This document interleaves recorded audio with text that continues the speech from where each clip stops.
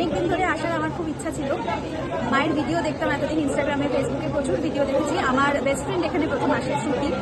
ও আসার পর আমি যেদিন দেখেছি ওকে আসতে এখানে, সেদিন থেকে আমার মানে ইচ্ছাটা আরও বেড়ে গেছে যে আমি কবে আসবো এখানে। তো একদিন বললো যে তুই সময় সুযোগ করে আমাকে বলিস, আমি ওখানে যাওয়ার মতো সমস্ত ব্যবস্থা করে দেবো। তো আজকে যেহেতু সেকেন্ড সানডে, একদম ফাঁকা দিন, সেই জন্য আজকে চলে এসেছি মায়ের মন্দিরে, মাকে দর্শন করেছি। এত ভালো লাগছে কি বলবো, মানে ড্রিম কামস ট্রু বলা যেতে পারে। এতদিনের ইচ্ছা একটা পূরণ হয়েছে, এবং যা যা মনের ইচ্ছা ছিল, যা যা মানে মাকে দেখে প্রথমত মুগ্ধ হয়ে তাকিয়ে রয়েছে, কিছু বলতেই পারছি না সত্যি কথা, কিন্তু তবুও যতটুকু মানে ইচ্ছা ছিল মাকে বলে গেছি, এবং জানি সেগুলো সব পূর্ণ হবে, সেই বিশ্বাসটা আছে। মন রে কৃষিকা